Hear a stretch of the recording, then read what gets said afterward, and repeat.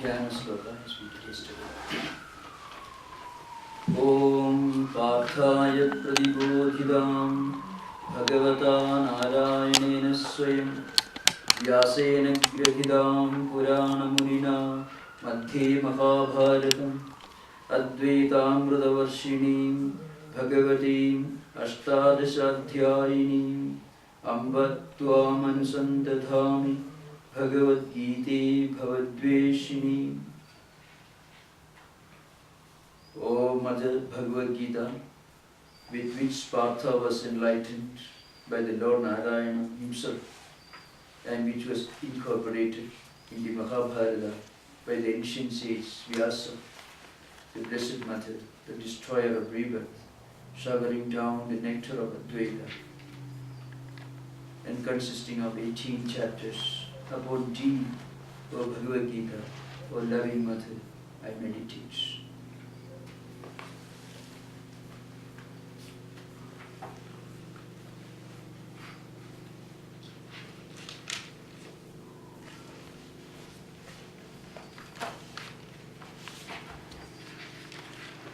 So yesterday we were dealing with the 55th verse. Prajaghati yada kaman sarvan prarthamanogatan atmajnevatmana tushtaha Sthitaprajna stadruchita. So tushta, somebody who is perfectly contented, at peace within himself and at peace with the rest of the world. These are the two characteristics of a tushta or santushta in Sanskrit. It means a person who has reached the highest level of inner contentment. When you reach a stage of spiritual evolution, and when we feel that there is nothing more to be gained, nothing more to be achieved, nothing greater to be aimed at in our life. In fact, that's what everyone is seeking. Even if you observe a person who is trying to acquire material comforts, if you go deeper, you understand, even he or she is seeking inner contentment. Only point is, he is knocking at the wrong door. Instead of searching for spiritual perfection, spiritual enlightenment, most people try to seek this inner contentment by acquiring material comforts. In fact, Lord Krishna is very broad-minded. In this text there is a verse, Artho Jijñāsurartharthi Jnani. 4 types of spiritual seekers are mentioned. Artha is a person who is miserable, who is in need of something. A sick man wants health. Is in a state of utter helplessness. So he prays to God for health, for recovery from his diseases. Then there are those who pray to God for material prosperity, for wealth, for comforts, for material objects.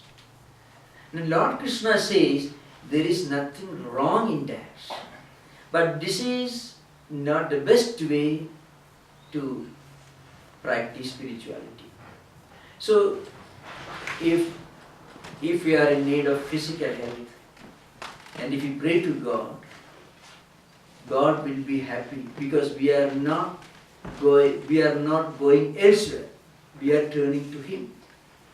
So He has a place. That's why Shankaracharya says they are all noble-minded people. Utkrishta Chitta means even a person who is turning to spiritual life because he is in a state of utter helplessness, suffering from a serious disease maybe, or suffering from poverty. He is praying for that. God will grant. But they do not belong to the highest category. There is a third category, higher than this. Jijñāsu means a spiritual seeker who wants to know about God or about spiritual perfection. He or she wants to grow in spiritual life, desirous of knowing more and more about spiritual values, about God. They belong to the third, and maybe that person belongs to a higher category. The fourth one is the highest of the four. He is the one who understands that God is the only reality and there is nothing higher than that. God is a term that we use in monastic religious tradition. In a very broad way, we can say the absolute spiritual reality, the supreme consciousness. He knows, he is aware of the supreme consciousness, the all-pervading reality, and he is devoted to that. These are the four categories. Now, elsewhere in the commentaries of Vishishtadvaita philosophers, they say that even if you start with being a seeker after physical comforts, even if you pray to God for physical comforts and wealth, there is nothing wrong. Because as you find that God is fulfilling your desires, He is listening to your prayers, we feel a kind of obligation to God. See, I can give an example. A person who is suffering from some kind of material problems. It could be material, lack of health or lack of prosperity, whatever it may be. And he prays to God and God fulfills his prayer, her prayers. Now, at this stage, he's praying to God for the fulfillment of a selfish desire. So naturally we know that he or she doesn't belong to the highest category. And then God fulfills his desire. And then what happens? Out of a sense of gratitude to God for fulfilling his desire, that person will continue worshipping or meditating upon God without selfish desire. So there is a progress, there is an evolution from worship with desire to worship without desire. And gradually he will evolve himself into the third category, jignasu. And ultimately he will reach the highest category. In one of the most memorable verses in devotional classics, there is a statement which is very well known. The meaning, the implication of the statement is this. If God really wants to show his grace to you, if God really wants to bless you, he doesn't do that by giving you plenty of wealth, plenty of status, plenty of influence. Instead of that, what he does is, he removes from you too much of wealth, too much of status. Because very often, too much of attachment to material prosperity, status or wealth becomes a stumbling block, becomes an obstacle in our spiritual life. So that becomes a stumbling block in our spiritual path.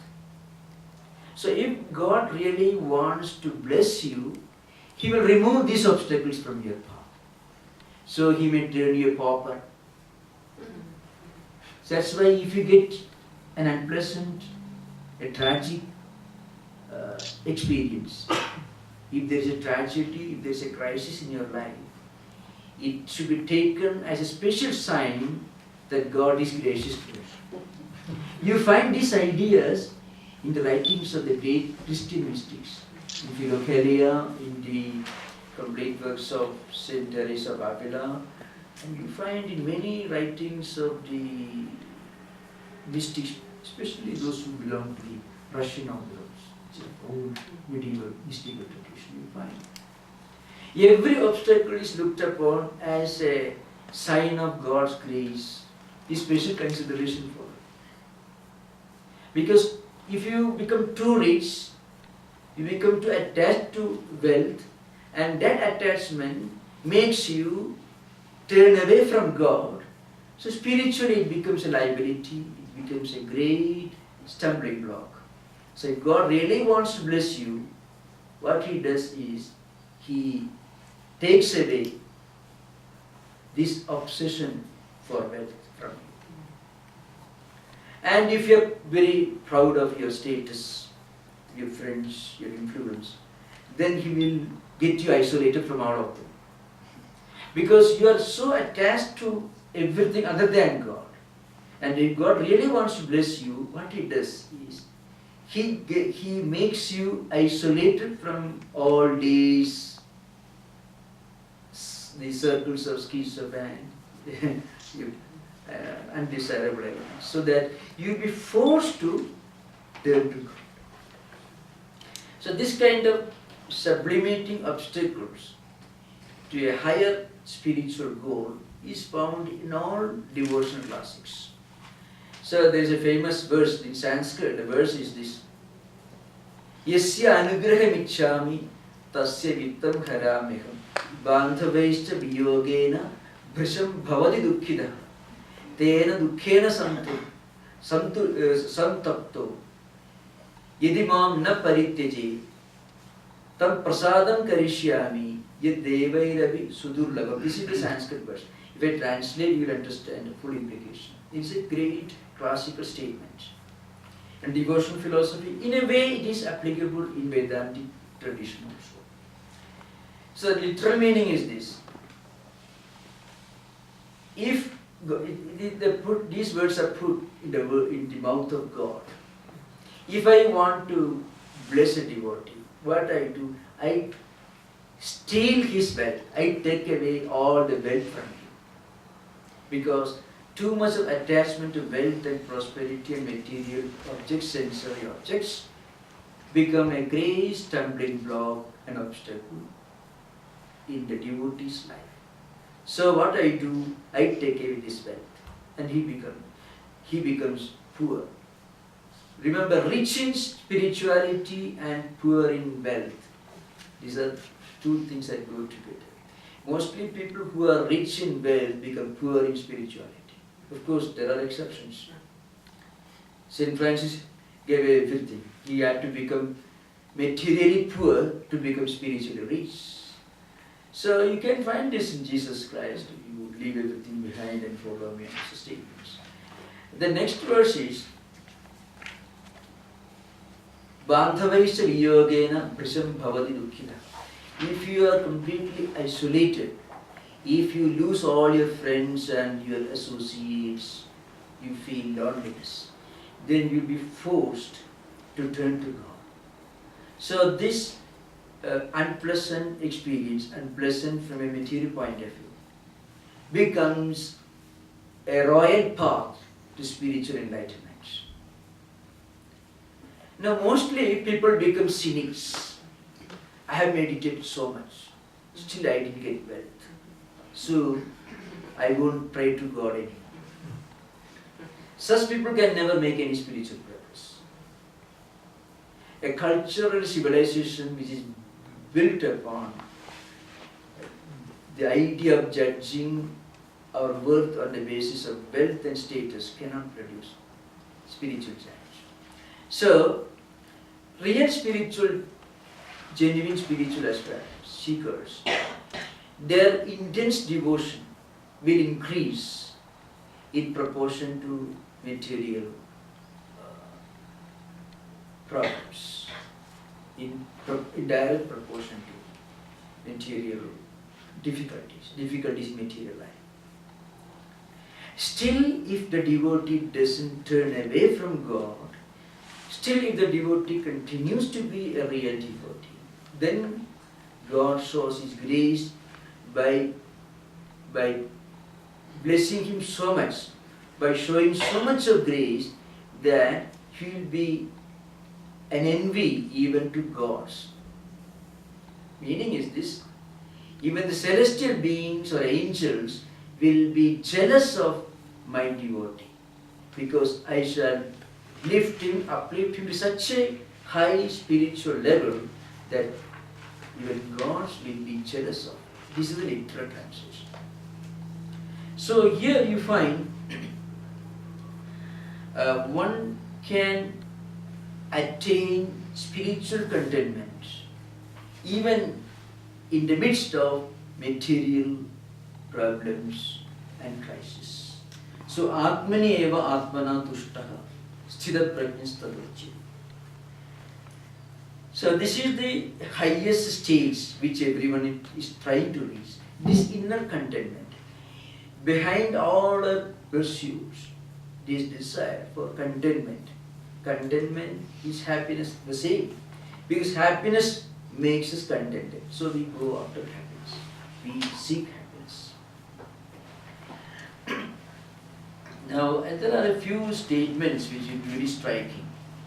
So, in fact, St. Augustine's Confessions, stand with him and you shall stand fast. Rest in him and you shall be at rest. So, Atmani eva atmana tushta. So, see, it is, Augustine says, rest in him and you shall be at rest. And Eckhart, a great German mystic, says, no creature is to him a comfort, save so far as he may apprehend therein pure good, which is God. So, such a Sthitaprajna, a highly enlightened person, will find comfort and contentment and enjoyment and peace and tranquility only in spiritual enlightenment. That's the implication behind. Now, in 56th verse, the idea is further emphasized. Dukkeshu anidrikta manaha, sukeshu vigadaspruha, vitaraga bhayakrodha, sthitathihi munihi uchyate. Is it really possible? It's a big question. The literal translation is this: the equilibrium of mind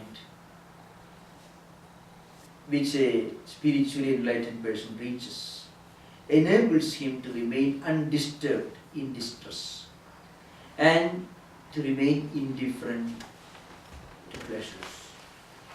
So such a person is free from passion, fear, anger and so on. Here the idea is stressed again and again. If anyone wants to enjoy only happiness in the world and completely avoid unhappiness, he should know, or such spiritual seekers should know, that it is impossible. See, very often we all try to isolate happiness from unhappiness, pleasure from pain, and we want to take pleasure with us, put in our pocket, and enjoy it ourselves, completely removing pain. But this is impossible, because every happy experience is invariably associated with its counterpart, unhappy experience. We can never avoid unhappiness if we go after happiness. Then how to enjoy happiness, perpetual, permanent happiness? There is only one way. Stop seeking happiness. Because if we stop seeking happiness, we will never be unhappy. We become unhappy because we seek happiness, we don't get it. So the result is unhappiness. So sukha and dukkha mentioned here. Sukheshu, that is dukkeshu anidrikta manaha, sukheshu vigadaspra. So the only way to remain in a state of perfect equilibrium while facing a crisis is to avoid a permanently happy experience in our life. We can never have a coin with only one side. So the real happiness is possible only when we go beyond happiness and also unhappiness. This Krishna calls sukham atyandikam yattat buddhigrahim atindriyam. So Krishna speaks of the ultimate happiness, the supreme happiness. That's what is meant Atyantikam Sukha, means supreme happiness. Not the empirical, the phenomenal happiness, but rather the transcendental spiritual happiness. It is called the ultimate supreme happiness. And that happiness goes beyond not only unhappiness, but also empirical happiness. So, stop seeking happiness, then you will never be unhappy. That's the idea behind. See, I have already explained this yesterday. The 57th verse is very important. Yes sarvatra anabhisneva tattat prapya shubha ashubham na abhinandati na dveshti tasya prajna pradishthita. See, the meaning is this. A spiritual seeker who remains free from any kind of attachment under all conditions and circumstances, and who never rejoices or never gets overjoyed when he is facing a pleasant situation, and never becomes distressed when he attains something good. The same idea as we mentioned in 56th verse is further extended, but an important point is added here. Na dveshti na abhinandati. Such a person will not go out of his way to please anyone, to praise anyone, because he never wants to seek anything other than spiritual contentment. So he never hates anyone and he never praises anyone. He has no hatred towards anybody and he has no special attachment towards anyone.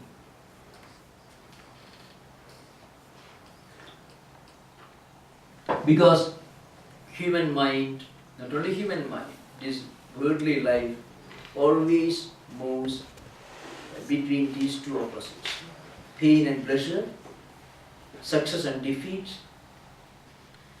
likes and dislikes, attachment and aversion. These are the trains. And this is the essence of life in this world. So the only way to go beyond aversion, beyond anger, beyond unhappiness is try to remain completely unattached towards happiness, towards attachment, or towards anything that is pleasant. Such a person is called Muni. Muni is one Manana Sila, Muni. So the idea is further extended.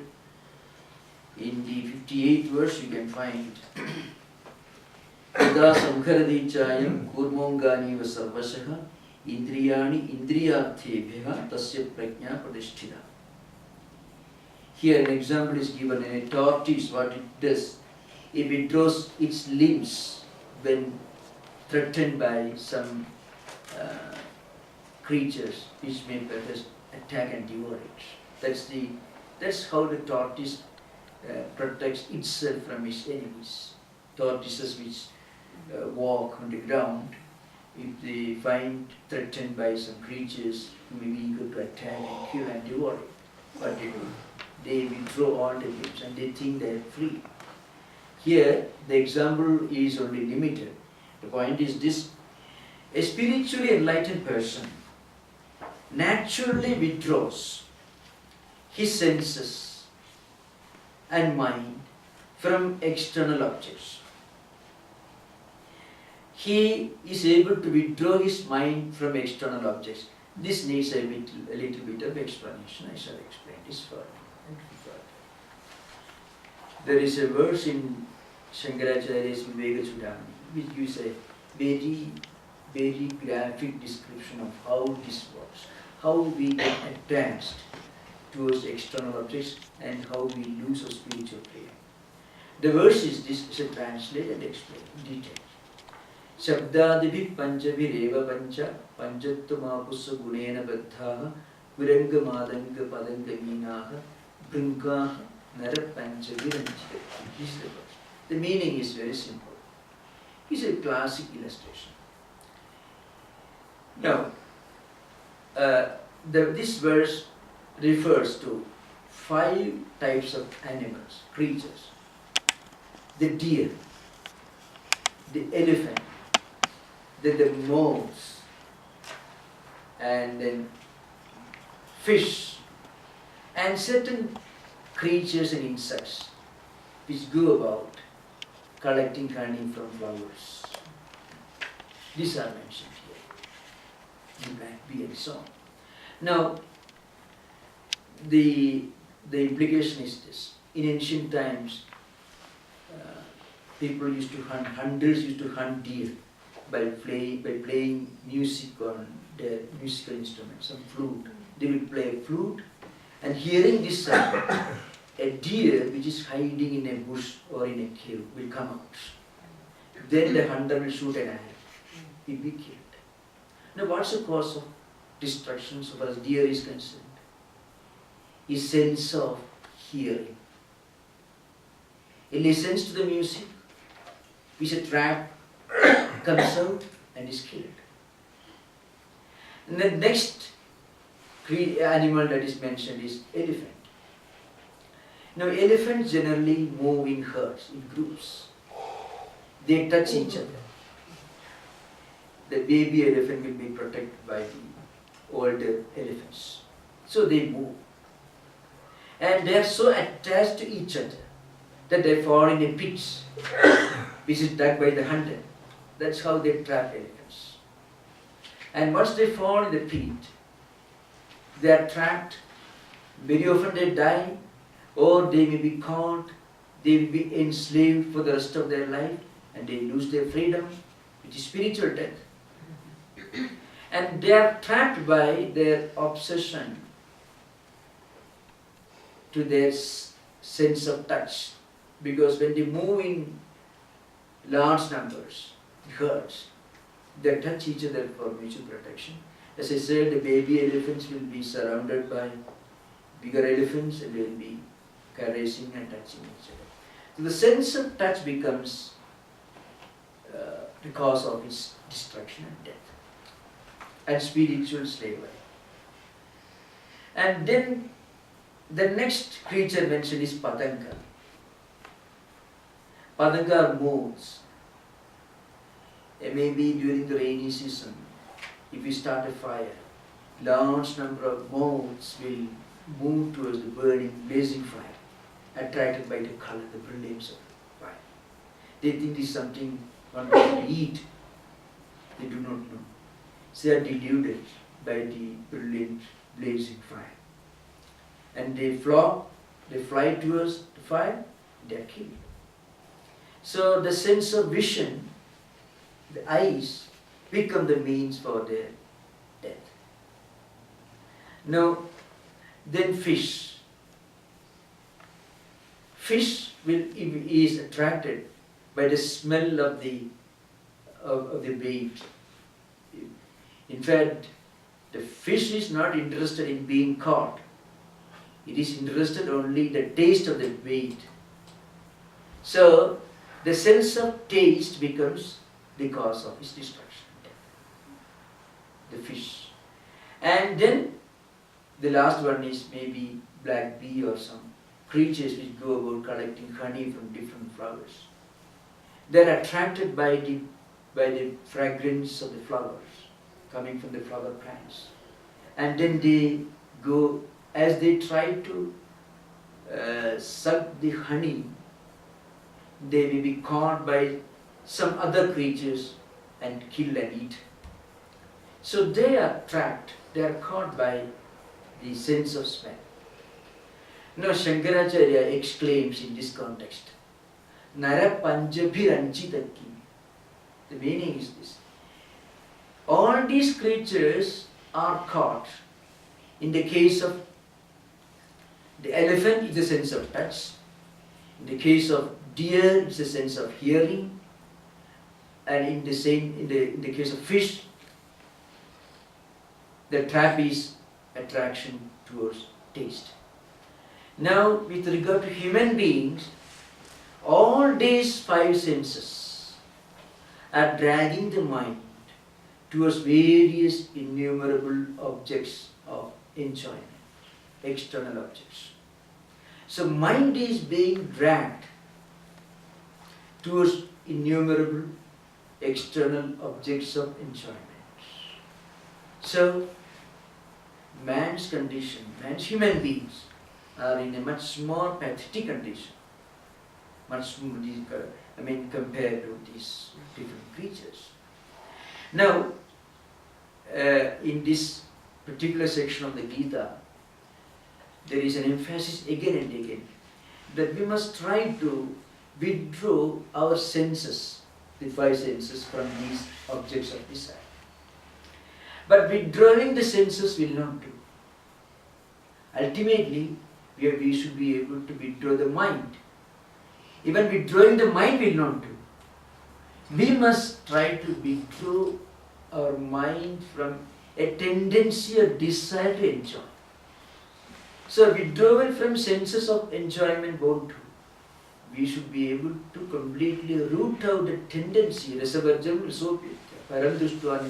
find that next we are coming to those verses. But this idea is very clearly, very graphically explained.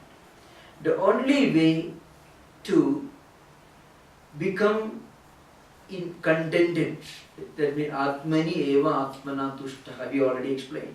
How to enjoy inner contentment, which comes out of our identification with the Supreme Atman, the Supreme Consciousness. How to reach this stage? Mind is being constantly dragged towards external objects by all these five senses, every minute, every second. And this obsession, this desire for enjoying external objects is a great stumbling block, the mighty obstacle that stands in our way of enjoying this inner contentment. Once you remove this obstacle, we can reach the state Atmani eva Atmana tushtaha, the inner spiritual contentment. The state in which we feel there is nothing more to be gained. There is no more worry, no more complaint, no more misery. Because every kind of worry, complaint stems from a sense of imperfection. We want to get something. A sense of imperfection. I don't have enough of it. I want little more of it. This desire will never come to an end at the empirical level. A millionaire, a trillionaire will have a desire to become a greater millionaire. Trillionaire. There is no end to that. Our scriptures say, if you pour more and more ghee or butter or oil into blazing fire, you will never succeed in putting out fire. Because the more ghee, the more fuel that you pour in the blazing fire, the bigger the fire becomes. So the only way to put out the fire is to remove all the fuel from the fire. All that burn should be removed. So you should stop pouring more and more oil, more and more ghee, more and more fuel into the fire. Then fire will naturally be put out. Similarly, our mind should stop being dragged. Mind should be able to resist being dragged by the external, by the senses of perception towards external objects. Then we will be able to turn ourselves inward. This happens at all levels for every human being. See, sometimes we go in search of contentment. We go to an art gallery, we look at a beautiful picture, we forget ourselves. A kind of inner contentment. But if you are hungry and thirsty, you won't go to an art gallery. You first try to get some food. Once you have satisfied the minimum physical needs of food and water, everything, then you would like going to a library, read a classic, or go to an art gallery, or maybe learn music and so on. And then there are people who are not fully satisfied by watching a picture, by learning music, by reading philosophy. Such people ask the question, who am I? What's the meaning of my life? What is the mystery of human life, human existence?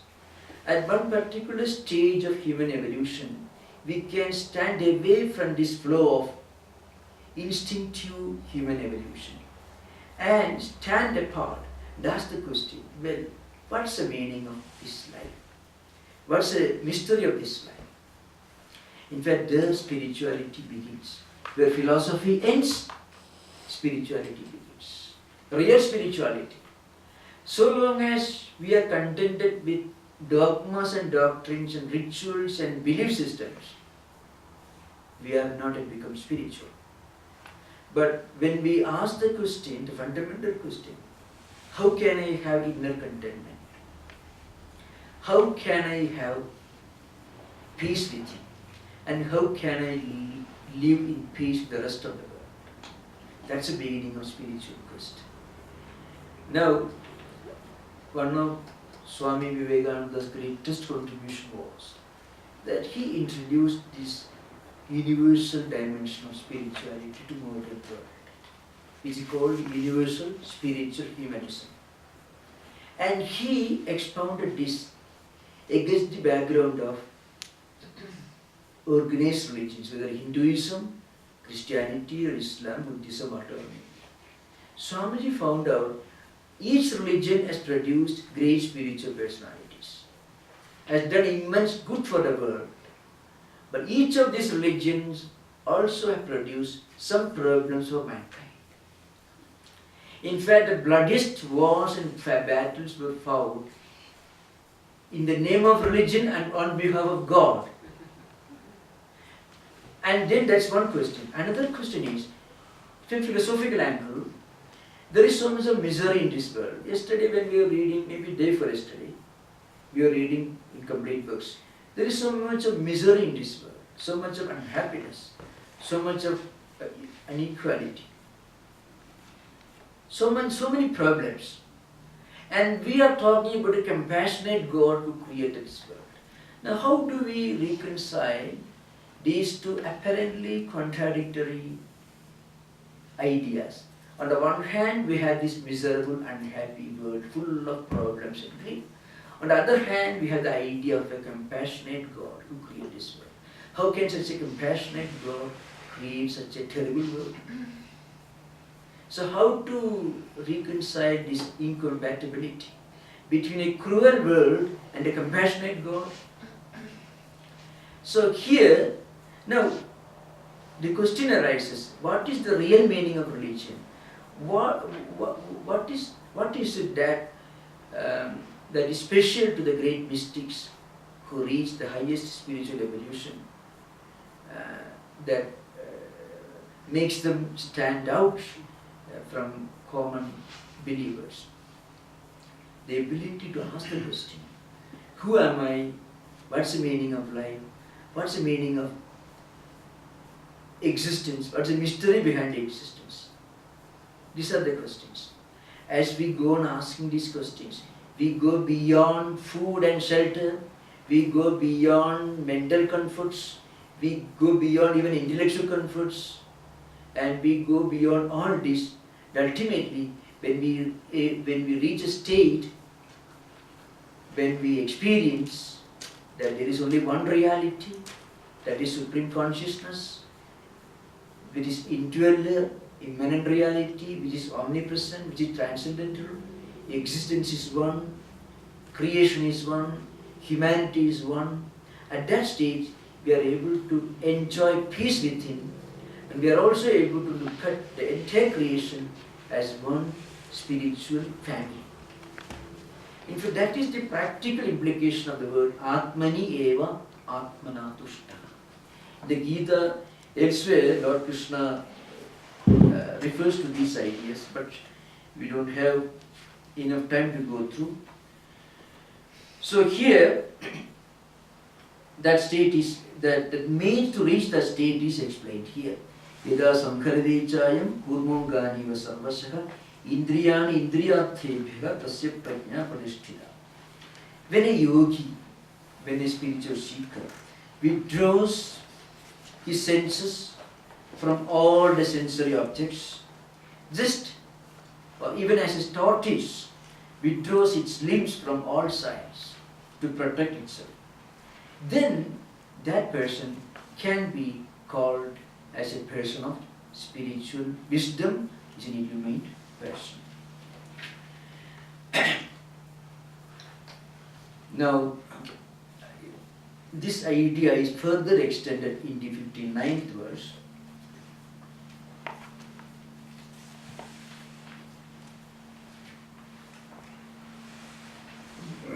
Vishaya vinivartante niraharasya dehinah rasavarjam rasopyasya param drishtva nivartate. This verse will tell us at what stage we become completely free from this attachment towards the sensory objects. That's explained here.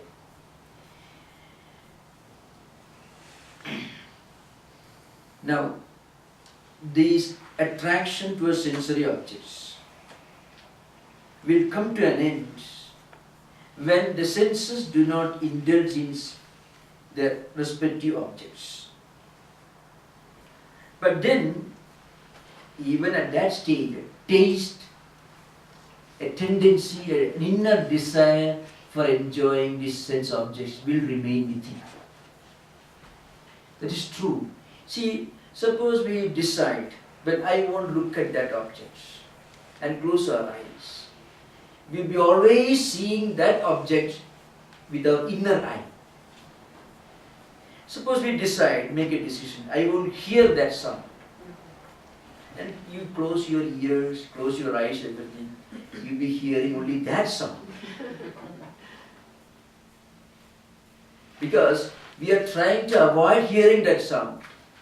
Now we can never avoid physically, deliberately, we can never make an effort to avoid hearing that sound unless we hear that sound. The moment we think of avoiding the sound, we are hearing the sound. Not with our ears, with our mind. That's why we are able to learn music.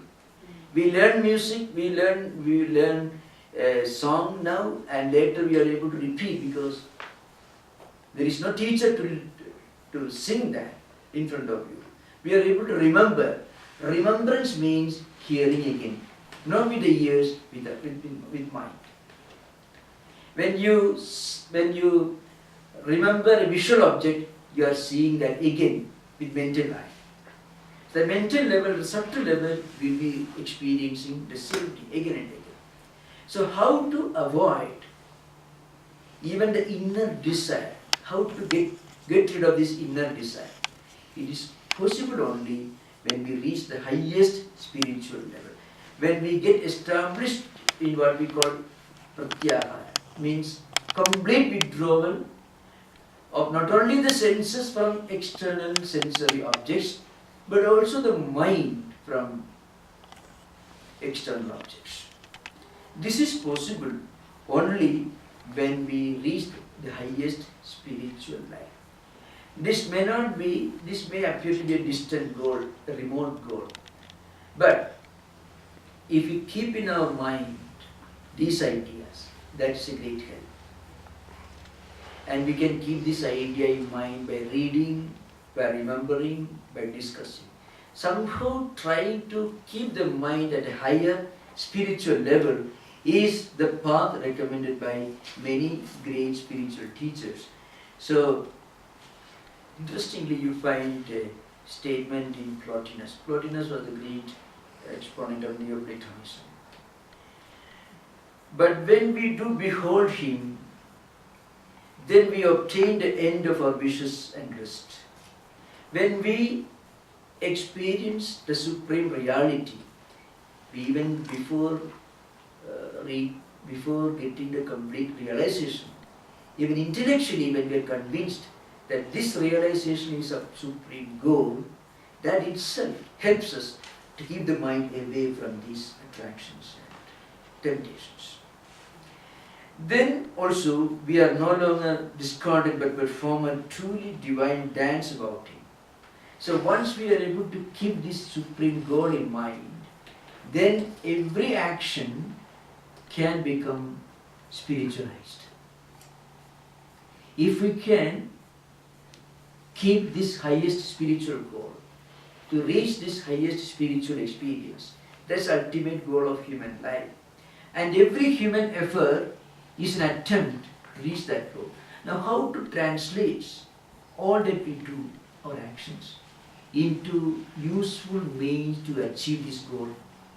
For that, Karma Yoga is the path recommended in Gita and elsewhere.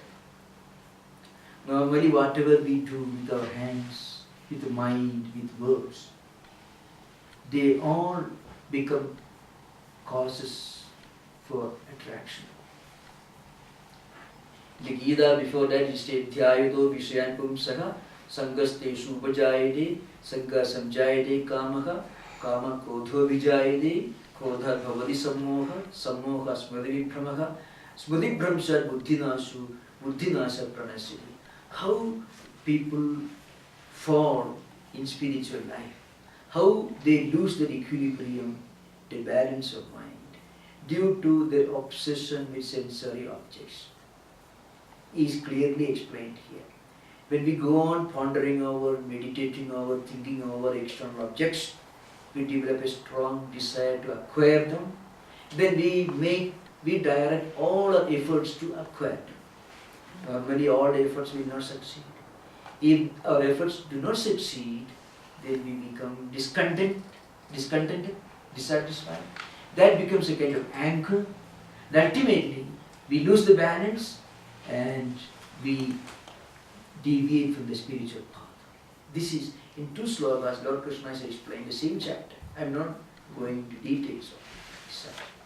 Now, how to avoid this? We cannot live in a hermitage. We cannot avoid action. Action is unavoidable in human life.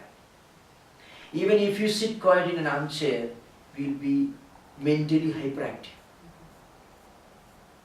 So that's why Krishna said in the third chapter, Nahi kasik kshanam abhi jadu tishtati akarma kriti karyadehi avasya karma sarva pragadijayehi gunehi. A great psychological fact is expounded here. No one remains quiet, completely free from action, even for one split second. Suppose you remain physically inactive, you won't be mentally inactive, you'll be speculating, thinking. So it is impossible for anyone to remain completely active, mentally and physically. And action produces its problems. As we know, action brings results. Results can be sometimes painful, sometimes pleasant. So happiness and unhappiness, sukha and dukkha as mentioned in the earlier verse. Dukkeshu anidiktamana, sukheshu vigadaspa. That's a part of the spiritual seeker. But it is not easy. When we work produces results. Results may be good or bad. Bad results make us unhappy, good results make us happy. So how to get away from this? This is a practical question. Gita says, the work that we do can be given a spiritual orientation. Whatever work we do. Work creates its problems, you have seen, and work is unavoidable. Action is unavoidable. There is no escape from action. Then how to act, work, and still be free from problems? So Krishna says, this karma or work can be turned into karma yoga. If you believe in God, you look upon whatever we do as a flower that you place at the feet of the Lord. Whichever God you may believe, whatever religion you may belong to, whatever religious tradition we may practice, whatever we do is a flower that we offer at the feet of the Lord. If people do not believe in God, then we can say whatever we do, we are doing for the good of the world.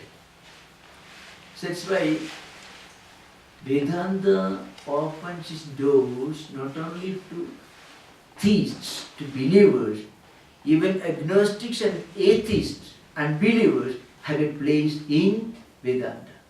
In Vedanta, God opens his doors to believers and also non-believers. That's the uniqueness of Vedanta. So if we can give a spiritual orientation to whatever we do, then whatever work we do becomes an instrument that liberates us from bondage. As I said earlier, work becomes a cause for bondage. Whatever work we do with desire, with selfish motive, becomes an iron chain that binds us to the world. But same work becomes a liberating agency if it is done without selfish motive, without desire for its fruits. Then every work becomes an act of worship. The whole world will become a temple. Our whole life becomes a spiritual practice. There is nothing that we do which is not spiritual. So the line of demarcation between the secular and spiritual vanishes. The secular merges with the spiritual. Whole life becomes spiritual. This is the only way to achieve the level of spiritual contentment we already mentioned. Atmani eva atmana tushta. Because the line of demarcation between the secular and spiritual should vanish. And this is possible if we look upon whatever we do, whatever word we speak, whatever acts we do with our hands, whatever thought we think with our mind, all this can be given a spiritual orientation. Then our whole life becomes spiritual. Spirituality is not something that we can learn in a retreat as such. Spirituality is something that we practice in our everyday life, 24 hours of the day, 7 days of the week, and 365 days of the year. Because whole life should become spiritualized. Is it 24 hours affair? There is no holiday here, no relaxation.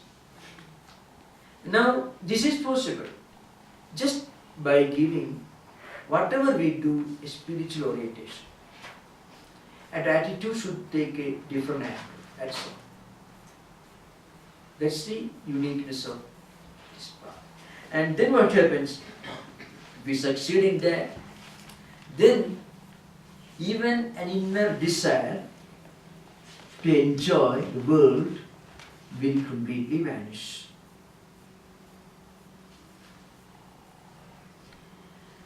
So that is the mentioned here. That's why Rasa Shabdu Ragi Prasiddhava Swarasena Pravurtu Rasiku Rasajnaha Ityadi Darsana. So Shankaracharya says the word rasa is generally used to mean attachment. So a little bit of this attachment may remain if you deliberately try, even if you work very hard to detach mind and senses from external objects. But if you achieve the supreme goal, this tendency, even a subtle desire to enjoy the attachment to external objects will vanish. Now, how to reach that goal? By practicing karma yoga, by giving a spiritual orientation, by giving a Godward orientation to whatever we do. And this is possible for everyone, no matter what religion he or she is practicing, and also to those who don't practice any religion. Spirituality goes beyond religion. Spirituality is not against religion, but spirituality goes beyond religion. That's the uniqueness of Vedantic spiritual tradition.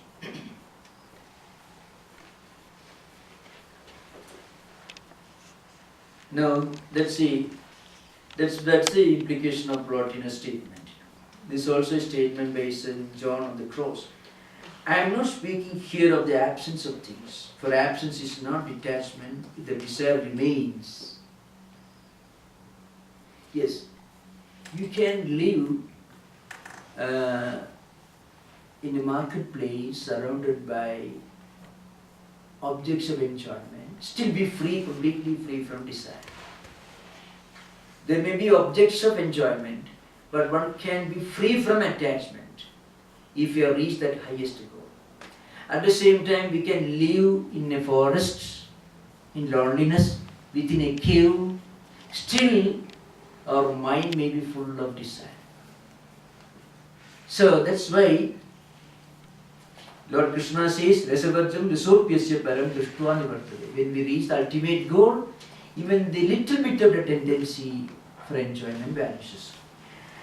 But otherwise now, that way St. John says, I am not speaking here of the absence of things, for absence is not detachment, if the desire remains. See, in a forest, in a hermitage, there is nothing to enjoy. But if the desire is there, then the absence of external objects of desire doesn't make any difference. Now, but of that detachment which consists in suppressing desire, the word used in theology, Christian theology, is suppressing, which may not be fully acceptable in modern times. Going beyond may be better term. Suppression of the word suppression sometimes implies a deliberate, forcible suppression, which is certainly not a very happy state, because there is always the possibility it may re-emerge. Going beyond is the term acceptable in Vedanta, transcending. It is this that sets the soul free, even though possession may be still remain retained. You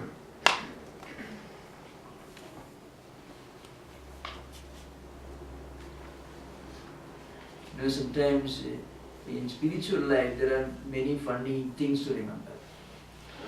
So, in the Gita, Lord Krishna says, Yuktahara viharasya yukta seshtasya karmasu yukta suknavabodhasya yoga bhavati dukkha. Yoga, this equanimity of mind, this Vedantic approach, puts an end to all miseries and griefs and sorrows. Now, the path recommended by Lord Krishna is the path of moderation, which later Buddha adopted. Madhya-pantha, the middle path. You can find this was anticipated. Buddhist teachings were, many of them were anticipated in the Gita text. So, yukta ahara vikarasya yukta cheshtasya karmasu yukta suknavabodhasya yoga bhavati dukkha. So, Lord Krishna says, moderation in eating, in recreation, in work, and also relaxation, in everything, practice moderation. You should not go into extremes. Sometimes people torture themselves. This is not helpful in spiritual life. So you heard of the spiritual of the devotee who used to fast on once every month on special days. The devotee used to fast in a very pompous, highly, as he would make a spectacle of his fasting, and he would say, "Well, see, I am fasting, I am practicing a lot of austerity, asceticism. These people are eating 4 square meals a day, but I look here, I am fasting on Ekadasi day, special, auspicious days." Now, he was so proud, and the story goes like this: he went to hell. And those who were not fasting at all, Ekadasi, it was special, auspicious day, they went to heaven. So there's a discussion in one of the Puranic texts, how to resolve this apparent contradiction. When the devotee was fasting, he was very much aware that he was practicing something really great. And not only that, he was criticizing all other people who were not fasting. Now, a person who really practices austerity will not make a proclamation of it. Real spiritual practice is something which one does within his own inner world. And not only that, he was really desirous of eating 4 square meals a day. But he was so bitter that he was fasting and others are not fasting. For such a devotee, the first thing he should do is he should start eating 5 square meals a day. So that he will transcend his desire for eating, not suppress. Suppression will not work. You should transcend, you go beyond. Transcending is a healthy practice, attitude. Suppression is sometimes counterproductive, the opposite results. So, we should go beyond the extremes. That's the secret of yoga. Lord Krishna says, moderation in all our activities is the path to yoga. Because that completely takes away even an inner subtle desire for enjoyment. Otherwise, the devotee was fasting and making a spectacle of it, had a strong desire to eat 4 square meals, but he had already started this process. If he stops that, then people will make fun of him. So he was continuing. So much of bitterness, nagging thing. So this won't take a spiritual secret forward. That's the idea behind it. That's why, this Gandhiji says, fasting and similar discipline is one of the means to the end of self-restraint. But it should be done deliberately after reaching that stage of spiritual growth, without complaining, without nagging, without bitterness. Then Gandhi makes it clear. Now we will come to the next verse. I think let us see the time. Yes. So we will have interaction now for half an hour, 25 minutes. So anything that you want to ask?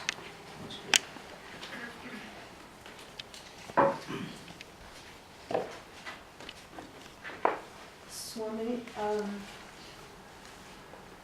in this list of things to observe in a man of wisdom or a man who is spiritually has reached the goal, it sounds to me like one would have to know that person quite well, because people can put on a show of doing things if you just see them occasionally. Yes. No, here Lord Krishna is very impersonal. He is not focusing on individuals. That's why he is projecting certain fundamental spiritual values which all seekers should try to practice. So he is purely impersonal. Sthitaprajna literally means anybody who has reached such a spiritual level. These are the characteristics. And one important point that I made at the very beginning, Shankaracharya stated, all these characteristics, if we try to practice, we naturally will reach that level. We need not see an individual. See, Vedanta is purely impersonal. So these are the universal spiritual values and characteristics which are found in all great religious spiritual personalities, in all religious traditions. Gita just enumerates them in a graphic language. These are universal spiritual values, not religious values, universal spiritual humanistic values. See, for example, restraint, self-control, and then going beyond attachment to those present objects, transcending both pain and pleasure, looking upon happiness and unhappiness with a sense of perfect equanimity of mind. These are the things that we find in all great spiritual teachers, whether Buddha, Shankara, Sri Ramakrishna, Vivekananda, Jesus, St. Francis, all of them you find. All great spiritual persons you find this. Equanimity, it was pain and pleasure. Many in their spiritual sadhana, sometimes they deliberately welcomed painful experiences. But they were painful only for the ordinary man, not for them. This is very psychologically there is a difference. What is painful for the common person may not be painful for a spiritual seeker. If you have a spiritual attitude, then a problem will not be a problem. A problem in the material world appears to be a big crisis only if you think that material pleasure is the only thing that we can enjoy. A problem-free world is the only thing that we must seek. If that's our conviction, then every problem is a big problem. But if you look upon a problem not as a problem, but a sign of God's grace, if you believe in God, or from a Vedantic point of view, as absolutely natural in this imperfect, changing world, then a problem is not a problem. That's the idea. That's the way of going beyond dukkha and sukha, I mean going beyond pain and pleasure. So this is purely impersonal. Gita is not necessarily a message which Krishna one day give to another person, Arjuna. It's a message which is given to the whole universe. Purely impersonal. Anyone can practice. Not only that, you find, if you observe spiritual seekers, you find all of them have reached some level, some degree in the practice of these virtues. That way they are different from ordinary people. You find it. Those who practice meditation, those who read Gita, can stand up to the problems of everyday life. Death of their cousins, their relatives, loss of money. All these they can withstand with greater mental fortitude. Why? Not because they have reached Sthitaprajna level, but they have reached some level of spiritual progress on their path to reach that level. It's idea. We need not look upon a person and observe. Purely anyone can practice it. You just look around people, look up the congregation, great spiritual devotees. If you look and see, observe their life, many of them have to go through many unpleasant episodes. They are able to withstand all this, continue their service to society. I have seen many, I won't mention anybody. That means they have reached some level by practicing some degree of these spiritual values.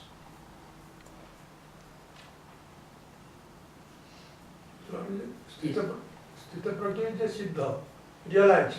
Yes, in Gita, you find, from the highest point of view, you find a number of terms are used which are more or less identical in terms of spiritual perfection. Jnani, the person who has reached spiritual wisdom, highest spiritual knowledge, who has realized the supreme knowledge. Bhakta, the ideal devotee. Gunatita, the one who has gone beyond the three characteristics of Sattva Guna, Rajo Guna, Tamo Guna. And Sthitaprajna. Many such. Yogi. All these terms, if you take from Gita and you just make a study of Krishna's description of these great spiritual levels, they are very similar. I don't say identical, there is a lot of similarity. So you can Sthitaprajna is one who is a perfected soul. He could be a devotee, like Sri Ramakrishna was a devotee, but he was also a jnani. All the great spiritual personalities, they were jnanis. They were also devotees. They were also yogis. Yoga doesn't mean standing on our head. Yoga means reaching the highest level of spiritual perfection. Union between the identity, the union between the individual and universal self. Jiva Brahma Ikya is yoga. So all these great spiritual personalities, not religious traditions. Somebody, when you're talking about spiritual... Before that she... Yes, Oh, please. that's okay. Oh, sorry. I'm not even quite sure what my question is, but you know, that universal spiritual humanism that you spoke about, or these teachings, this may be way too big a question for, but how do they, you read Plotinus, you read Descartes, and the St. John of the Cross. I'm wondering sort of how did those not get lost, from the ancient Vedas, and then they reappear, we find them in the later, like Plotinus or... Spiritual growth, spiritual unfoldment is universal. It is not the monopoly of any religious or cultural tradition. Yeah. But in Vedantic tradition, there is a very defined vocabulary of technical terms, and in Vedantic tradition, there has been a long succession of teachers who transmitted this wisdom from generation to generation of teachers and students. So after studying this, if you read the works of Plotinus or Saint Teresa of Avila, you find sudden flashes of similarity. But did they get them, that those teachers came to the West at some point early on? I mean, it seems like... It could be or it need yeah. not be. It need not be. Because spiritual progress is possible without one person borrowing from the other, or one culture borrowing from the other, one heritage borrowing from another heritage. But from a historical perspective, the Upanishadic teachings were quite well known in Alexandria, because even before Alexander's invasion of Persia and later further east, he reached the northwestern borders of India. He didn't go further towards Indo-Gangetic Valley. So even before Alexander, that's in 327 BC. So even before that, there have been intellectual, philosophical dialogues between men of wisdom in Europe and in the Orient. So I can, for example, Pythagoras and Anaxagoras were both more or less contemporaries of Buddha. They were, not exactly, more or less. Yes. Now, and Thales lived earlier. Thales was a Greek philosopher, 7th century BC. He believed that that water is the fundamental principle of existence. So the idea that there is a foundational principle of the whole creation of existence was very ancient Greek thought, but it was not so advanced as Vedanta, because even Buddhism is considered to be a later development within the fold of Hinduism. From the Vedantic perspective, including in the eyes of great modern exponents of Vedanta like Swami Vivekananda, Buddhism is not altogether a new philosophical or religious development. It's part of Hindu tradition, because when Buddha was born, the Vedanta teaching had already become well known. That is, Buddha was born, according to one school of historians, 560 BC and passed away in 480 years. So, we need not say that one philosopher borrowed from another philosopher, but there have been dialogues, exchanges of ideas. In places like Alexandria, later in Damascus, because later it became a center of learning. And there were students from China and Middle East, maybe from Alexandria, who were studying in Takshashila University, which existed centuries before Jesus. These are historical facts. Yes, please. Thank you. When you're discussing about spiritual perfection, you were talking about third and the fourth level. The third was jnana. Yes. What is the difference between third and fourth? Can you clarify? Yes. Jnana is one who wants to know. Jnana icha is jnana, means desire to know. Desire to know about the highest spiritual enlightenment. Desire to know God. That is jnana. Jnani is one who already knows. That's the main difference. So that's clear? Yeah. That's clear. Thank you. Do you think Swami Vivekananda added a different or a new way of doing karma yoga, original and different from what Sri Krishna presented? Swamiji's Karma Yoga is essentially built upon the teachings of Lord Krishna, Bhagavad Gita, as he himself said. But you find Swamiji's insistence on spreading modern education, secular values, and then Swamiji's insistence that every act can be turned into a Karma Yoga. It can lead you to the highest spiritual realization. It is a re-emphasis of Krishna's teachings. Swamiji himself said, he was trying to make a restatement of the original Karma Yoga aspect of Gita. Gita is very universal. See, patram pushpam phalam toyam nihome drishtya prayachati. And so Krishna says that whatever you give to God, so the leaf, water, flower, or anything with devotion, He will accept. And not only that, Krishna also insists again and again that whatever you do, Brahmanya adhaya karmani sangam tyaktva dhananjaya.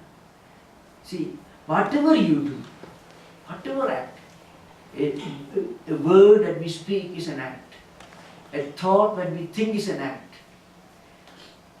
and a physical deed that we do with our hands, cooking, all these are acts. All these can be turned into an aspect of Karma Yoga if you surrender all this mentally to Brahman. So, Krishna is quite universal. Swamiji's great contribution was that he re-emphasized, he made a restatement of all these great ideas in a language, in a style, and in a context that is intelligible to modern man. In a very rational language, acceptable. It could be appreciated even by scientists. That's his great contribution. Because Swamiji lived in a time and an age when Marx and Engels, Darwin, neo-positivists, they were all challenging the foundations of organized religions. So he had to become rational, scientific, he had to accommodate even people who did not believe in God or religions. So he made a very universal interpretation. Gave a very universal interpretation. That's a great contribution. Essentially, it is built upon the edifice of Bhagavad Gita, Karma Yoga.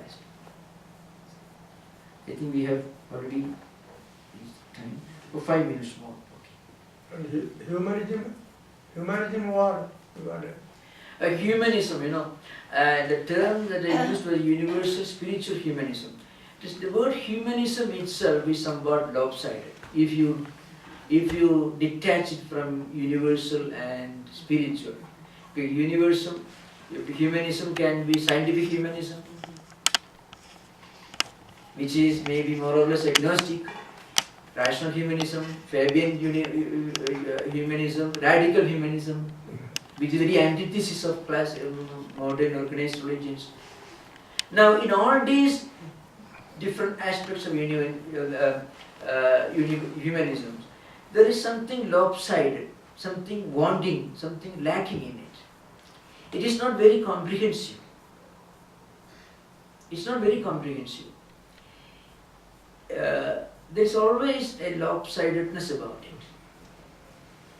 But in spiritual universal humanism, it is spiritual, it is built upon the fact that the existence is one. Creation is one. Humanity is one spiritual family. And we cannot hurt another person without hurting ourselves. Of course, the metaphysical foundation of this spiritual universal humanism is Advaita Vedanta of Shankara Acharya. Because Advaita teaches us that the existence is one, reality is one, humanity is one, spiritual family. All these are the ideas related to Advaita Vedanta from a metaphysical angle. But Swamiji gave it a very modern interpretation. See, one important statement in Practical Vedanta lectureship: the infinite oneness of the soul is the eternal sanction of all morality, all ethics, and all good actions. The fact that the reality is one, spiritually, from a spiritual point of view, human family is one. There is no another, there is no other. So, whatever we do against another person will not only hurt him or her, it will hurt ourselves. So, this is the essence of universal spiritual relations. Because it is universal, because it is based upon the fact that spiritually, not only human beings, the whole creation is one family, one entity. Decided. In the modern days of acts of nations and the leaders, they say we are doing some humanitarian work there by counteracting terrorism, something like that. That is different. Yes, Swamiji didn't use this term in that sense. Okay, thank you. Namaskar. Om Shanti Shanti Shanti.